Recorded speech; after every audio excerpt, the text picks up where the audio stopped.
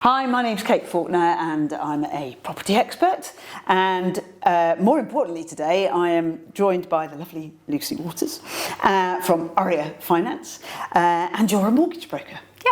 Yes, we are a property finance brokerage. Okay, what's the difference then between talk me through. Do you know, there is and there isn't a difference. So we do regular mortgages, but we go that bit further. So we work in the specialist space, which I think a lot of landlords have more of a requirement for nowadays than ever before. So that might go bridging finance, development finance, commercial mortgages, whereas a lot of mortgage brokers, they focus on your standard residential property. So we do both. Or an ordinary buy-to-let where you're going to do that, whereas you're talking about somebody, if I want to go and buy a property and develop it, or it's mixed. Yeah, so or a portfolio commercial, or something like that. Okay, I've got you, and then they call you. Exactly. So just to get to know you a little bit. So you woke up one morning and said, I know I'm going to be a mortgage broker? Yeah. No one ever does that. I fell into it like I think everyone else that I've ever met in this industry. So I was at college and I was doing my A-levels, and I was sort of following the path that everyone thinks that they need to take. You come out of school and it's so hard, isn't it, I think, for people when they come out of school, university, knowing what they want to do. If you've got a profession and you think, I want to be a doctor, or I want to be a vet or something like that, it's a lot simpler. But for me, I didn't really know, and I just picked some subjects. I was there, I was doing it, but actually I felt like I really wanted to get into the world of work, and I felt like it was delaying me. Yeah, I felt like it was delaying me. So I halfway through, so I'd done 1 year, I just decided I wanted to go and get a job. So that's what I did. And a friend of mine was working for a mortgage brokerage that had set up what they called a packaging arm, which is back then where you had subprime mortgages. It was like, again, the version of the more specialist world then, which doesn't exist now so much. So you went hardcore from day one? Yeah, it was I was never sort of in that mainstream mortgage brokerage role. And I just got a job there and I really took to it. And then that was it. Within 6 months, I had handed my notice in and gone off to start my own. That's quite a bold move, though. I think if it me, I'd just been a mortgage broker, and then I'm a bit of a slow developer. So, but you just were like, yeah, I can do this. And how old were you? I was 18. Wow. I think that back then as well, though, less commitments. You know, I didn't have a mortgage of my own. Probably a bit of naivety in there as well. Thankfully, so you'd never even taken out a mortgage? And no, I know I'm going to go and set up my own. Thankfully, it did work out well. It could have gone either way, but I think the stakes weren't that high, I suppose is what I'm trying to say. Okay, that makes sense. So I guess the biggest exciting news that we have is we have a new Prime Minister. Yes. We haven't had huge amounts of success mortgage-wise or property-wise with new Prime Ministers in the past. We've had quite a few of them as well, haven't we? We have, it's difficult to count. I remember at one point I did say to the housing ministers, because we used to meet quite a few, I'm just going to call you Housing Minister, because I don't know how long you're going to last. I suppose one question is, so Andy Burnham gives you a call, or Mr. Burnham, I suppose, or Sir, whatever we're supposed to call him, and he says, right, Lucy, what do I need to watch out for? Because I don't want to crash the market like previous people have done. Why is it that what Andy Burnham decides is going to happen financially and what he's going to borrow, why on earth isn't that affecting the mortgage market? I think a lot of it comes down to the volatility. So every time somebody new comes in with new policies, it can spook the market, especially if we think it's going to have an adverse impact on the market. And without trying to get too technical, the perceived government borrowing and future success of the country has a real impact on interest rates, because the two are completely interlinked. So if the markets don't like the direction that the country's going in from a political perspective, we see an instant spike in interest rates. Okay, so it's like a risk. Yeah, and the Liz Truss thing was a really prime example of that, where it was extreme. We knew that we were in a difficult situation, and I think everybody knew what needed to be done, but the delivery of it was a bit of a shock where Yeah. it was, you know, it's going to be hard, it's going to be expensive, taxes are going to go up. Yeah. And all of a sudden, the markets just completely blew up. And I think in hindsight, what she was saying was probably not wrong, but it was just the delivery and the timing and Yeah. all And of it's those about, I things. suppose, I mean, we've learnt this with economics over the years and stuff, where you've got to almost signal to the think so. market first, see how it lands, Yeah. see what the views are, and then then if they're not too spooked, like you say, that's the trick to it. So, Yeah, and I think we need stability, and we're not getting stability. Yeah, so every I time think- somebody new comes in, there's an unpredictability in that. So what policies will they bring in, and what impact will that have on certain aspects of the market? And then, of course, there's inflation that's lingering in the background as well, Yes. which has been fairly persistent. So Yeah. we went from thinking earlier on in the year, before the Middle East crisis, that interest rates were going down, and then Yes. look what's happened. Yeah, we were looking for that 2% Yeah.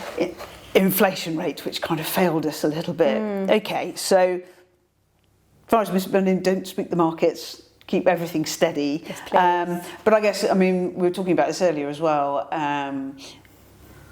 I've got that, I think on my forecast we're looking at, we'd stay at 3.75% interest rates for the rest of the year, but particularly with the truce, as I called it before, between Iran and US seeming to be not in a great place at the moment.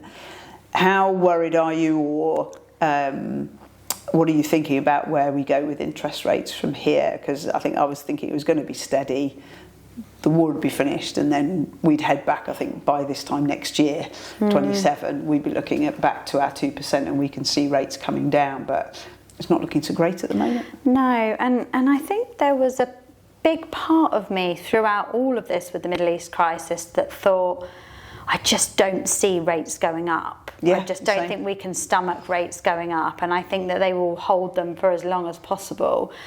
The markets are sort of suggesting otherwise. Over the last few days, we've seen a spike again, and to be honest, by the time anybody's watching this, what I'm saying could be completely untrue. But that's because with everything? It's with it, you know, Yeah. daily swings. So Yeah.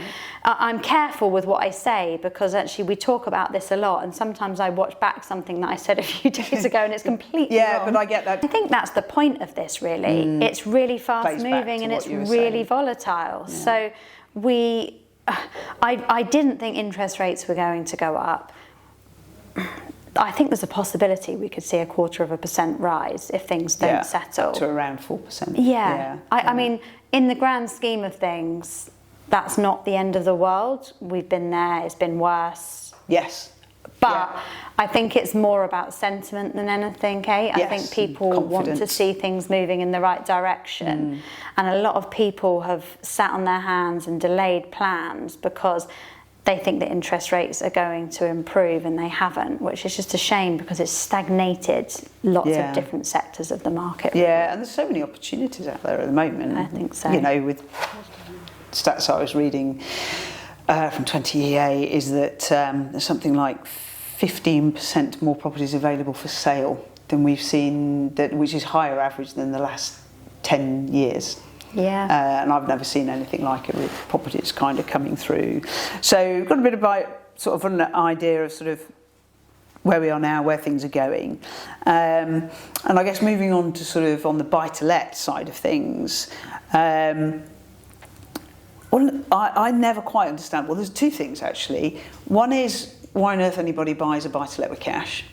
I guess if you're buying it, good to buy it if it gets you a deal. But my understanding has always been, if you get a mortgage, that's better, because that's why buy-to-let delivers better returns. I assume you run those I think it's a numbers. return on equity thing, isn't exactly. it? And I mean, that argument was even more true when interest rates were on the floor. Yeah. I mean, people might look at it now and think, do I want to borrow now where rates are? I still don't think rates are too bad. I think we've been spoiled for a long time. And well, historically, they're still lower. yeah, absolutely. So My experience of most landlords nowadays is that they do want leverage. I think we now have gone from a place where everybody wanted maximum leverage, where people are perhaps a little bit more cautious, and I think that that's a really happy medium. Yes. High leverage scares me. And I have lots of clients, and I've had lots of clients over the years who have always pushed and pushed and pushed for leverage. And it's always in the challenging times they're the ones that struggle the most, because they don't have another option. And I think people forget history-wise. I remember, I'm sure you're the same, 2007 when that came in. Yeah. There was one case where I remember she was it's a lady, and she lost a whole portfolio. But she said, well, I just used to buy, like you go out and buy shoes, I'd just go out and buy a property, and she was so far leveraged. And I think we forget very quickly.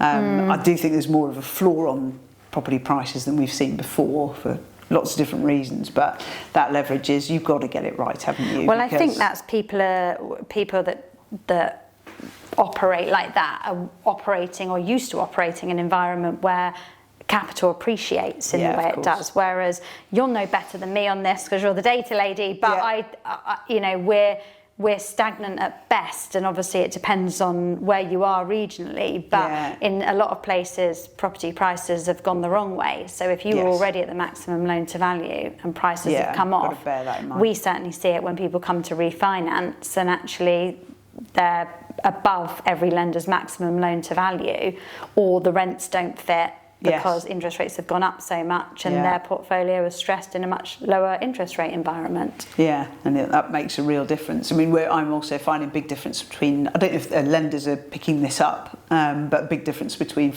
the growth in flats, their pricing, and in houses. So houses I'm still seeing pretty much going up, albeit not the rates they were during the pandemic, for example, whereas flats, most areas I'm looking at, are the same prices they were 10 years ago. Could be great from a buy-to-let perspective, because you're buying at a lower rate and the rents have gone up. But I don't know if lenders are more tricksy, if you like, or careful on the flats that they're renting on versus houses. I think if you're looking at blocks of flats, lenders are more cautious for sure. Flats have had a real troubled time, and I think a lot of that's down to the Help to Buy, because we created an artificial bubble, which then when Help to Buy was pulled off, all the price points where the flats were selling really, really well with the Help to Buy scheme, all of a sudden, once that disappeared, that part of the market dropped drastically. And then on top of that, you've got a lot of other challenges, especially in and around London, around building safety and things like that. So it's flats have been tricky.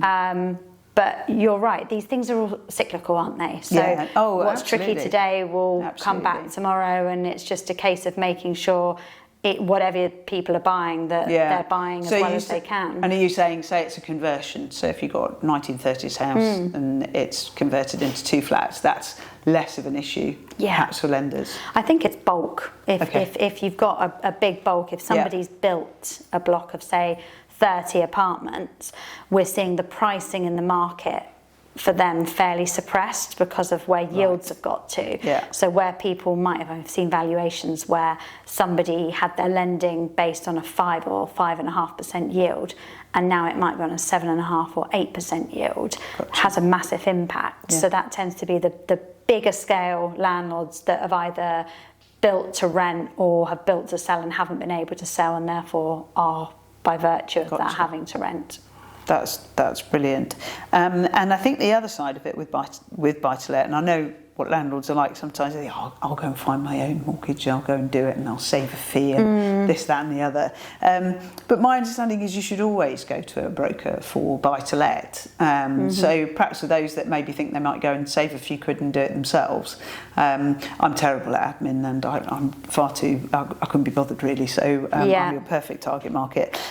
So but there's some real factual reasons, aren't there, why you should go to a broker? Because my understanding is lenders do most of their business, it goes through a broker, and if I try and search then directly, then I won't be getting all the deals. Is that still right? Is that still the case? you get aggregator sites and places where you can put your details in, but there's nuances to that. You're not necessarily seeing all of the detail. A, whether it's deliverable, B, whether it's a limited panel of what you're seeing, and C, whether you can access certain lenders directly at all. Some lenders you have to go through a broker. So for the most variety, it makes complete sense to work with a broker. And okay, you may pay a broker fee, but in the long term, if you amortize that over your fixed period, it doesn't make that much difference. And it's really important that you understand exactly what's out there. And also a good broker, I mean, I speak to people. When we were at the latest landlord show, I was talking to a guy who was just talking to me about where rates were in the market, and he was explaining that he was coming off a fixed rate and his existing lender had offered him something and he wanted to know what else is out there.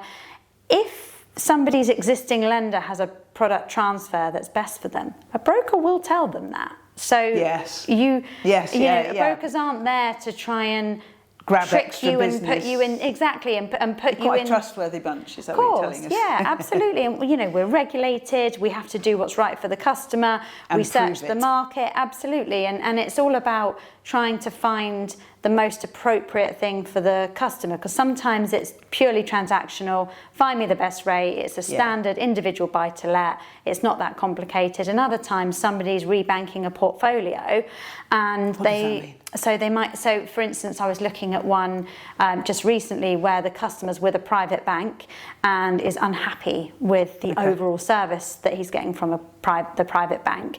He's got 8 in his portfolio. He recently incorporated it and wants to look at moving to another bank, but not just a buy-to-let mortgage. He wants a bank that he can call and that will treat him as a proper customer. It's more of a relationship type thing. Yeah. So that is a completely different type of product. Okay. And okay, he could make a few phone calls, but he might miss something that's really, really good that we know about that he wouldn't necessarily find directly. So look, but we come up against this from time to time, and I think, like with anything, you get what you pay for, and some people are really fee sensitive, and ultimately it's about value, isn't it? Yeah. If you're getting value, then it's worth it. If you don't think you're getting value, then it's not worth it. It's also good because it's so much money, and there are big decisions that you have to make today, and we've talked about the uncertainty and things like that.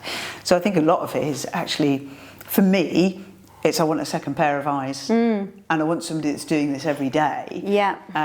And then the other thing I picked up, and I don't know if this is the case because you work in the more specialist side, is that deals are just like they come on the market and then 2 weeks later they've gone. Completely, that's true of all of the market. That's really happened over the last year or so, or is it longer than that? It's longer. It was really bad difference. After the mini budget. The Liz Truss mini budget was when that was at its all-time worst, and I remember my team would be in the office till ridiculous hours in the evening because they had to get things submitted and they had to try and secure rates for people, and the cut-offs were so tight. That's actually eased a bit because I think lenders, that was a steep learning curve for lenders. A lot of lenders have never operated in that environment where if they didn't reprice their mortgage products, they would end up completely underwater. So they had to do it, and they had to do it really quickly. Wow. Whereas now, lenders are better at looking at how to manage that without necessarily always being at the absolute cheapest when rates go down. Lenders are slower to come down and slower to go up. So they're sort of hanging out in the middle area a little bit more, which means that they can cope with a little bit more volatility before they have to pull interest rates. And also, I think lenders are really focused on what we call their hedging strategy. So that is about how they manage fixing their cost of borrowing to ensure that if they have given agreement in principles or applications at a certain price, that they've guaranteed the cost that they're borrowing at the back end. Like so the longest fixed rate. Yeah, so they're trying to match it better. Yes. So unless we're in a period of extreme volatility, I feel like it's definitely got easier, but the new normal is that rates don't stick around for that long, so people have to act quickly. And day in, day out, you hear stories of people sitting for a few days to think about it, then they come back and it's gone up, and they're frustrated. But it's hard for mortgage brokers out there. I think there's a real fear of not sounding like a second-hand car salesman to say, well, it might be gone tomorrow if you don't sign up now, because this is a big financial decision. You don't want anyone to feel pressured into taking a mortgage. But there is a balance because it's true. And also you'd be wrong not to say that. Of course, because then somebody's going to. Well, why didn't you tell me? Why didn't you tell me that might go so quickly? Yeah, no, that's true. And I guess the other thing is that I find with mortgages is that I did one a few years ago, and I knew that there were lots of different things that I had to consider when applying for that mortgage. So what if I haven't remortgaged or I haven't bought a property for a year or two, what are the lenders doing differently now? What are the things, and I'm thinking of the EPC changes have now been set. Maybe they'll stay in this time. What are things, am I going to be asked for different things? What is it that a landlord or anybody else that's going to be looking at taking out another mortgage or remortgaging, what are the things that I'm going to be asked that I might not have been asked before? And I'm kind of like, why are you asking me that? We've not inside leg measurement or whatever it is they need these days. Do you know, we've not seen a great deal of change off the back of EPC or renters reform. Which is interesting because it's been so topical and people have been so worried about it. And I don't want to downplay it because it obviously is massive and it has a huge impact on people. But I think we're a bit early to see all of that play out and what lenders might see as things coming down the pipeline that perhaps are red flags and things that they need to consider. So we might see that start to shape over time. For a while, lenders have incentivised for what they call green mortgages. So a lot of lenders will have a different set of products for higher EPC ratings. And I think in terms of the difference in what the market looks like, the same thing's being asked for, but the product set in the buy-to-let space is quite different because the fees are a lot higher than what people were used to. And that is a product of higher interest rates and lenders adapting to try and offset the affordability challenges. So rather than having a higher interest rate, which means that people don't get the income cover, the rental cover, they'll pull the rate down, but to achieve the return they need to achieve, they put that into the arrangement fee, which means the affordability works, but there's a higher arrangement fee. And that can take, I think if people haven't seen that, we're finding it catches people off guard because they say, well, the rate looks all right, but the fee's really high. And you say, well, the rate actually looks more than all right because the fee's really high. And then if you give somebody a comparison and say, you can have a higher rate and a lower fee, but the rate's this, and this is all you can borrow, then they say, oh, okay, I'll take the higher fee. And then you're into doing it. I must admit, I actually looked at that, and I'm not sure I did make the right decision, because it was, I looked at the fee, and I think I didn't make I wanted a certain rate, and that made it work for me. But then when I looked at the fee and divided it by the months, that's what you have to do. And I was just like, you take the percentage on the fee, divide it by the number of years or months, and then it's about the overall cost. So we try to explain that. My team will try and explain that to people when they send out quotes, because it saves people having to try and work it out and come back with questions. So we'll set out why the fee is higher and what the alternative is and why they might be suggesting that one product is better than another. Yeah, that makes sense. Okay, so final thing then, any top tips for landlords or property developers? Good time to get into the market? What are you seeing? Who's doing some really good deals? What sort of good things are out there that you've gone, wow, that's a bit of a corker? I actually think there are some really good deals out there. I think on the individual buy-to-let acquisition, if somebody is prepared to go out there and make lots of offers, there is a lot of stock sitting there unsold. So you could get lucky if somebody's in the position that they do actually need to just sell something. It's just about spending the time making the offers and trying to find yourself a good deal. But when it comes to larger scale stuff, that's really struggling to sell. So I think big discounts are there to be had. And what would you conversions? Larger scale. Yeah, What's that to you? so there's not necessarily a value on it. It's more about the scheme itself. So what we're seeing is a lot of people buying commercial and converting it to residential again. Right. So that was obviously when the big thing. When the PD initially came in, it was really popular because the process was so much easier, and we all know that planning and is that's painful. where you don't have to go into planning. Exactly. You could buy you a do flat, a prior approval and buy a commercial, and you can exactly. Get it And so that was really, really busy. But then people were struggling to buy them at the right price because the market was quite hot. Because that was right. Whereas now the market's suppressed and people are struggling to sell those assets. I think again. There's deals out there to be had. Fantastic. And I always say to people, it's about buying it right. If you buy it right, the rest of the numbers will all work. But if you don't buy it right, then you're starting from a not very positive place. But I think there's definitely opportunity in the market. I get that. Brilliant. I've learnt so much. Thank you very much. Thank you. Hopefully Thanks for you having have me. too. So really great tips in there. You've got a good idea of what's happening to mortgages now and into the future, and finance deals, plus some top tips of what to go hunting for from a property investment perspective. Thanks so much. Thank you very much, Kate.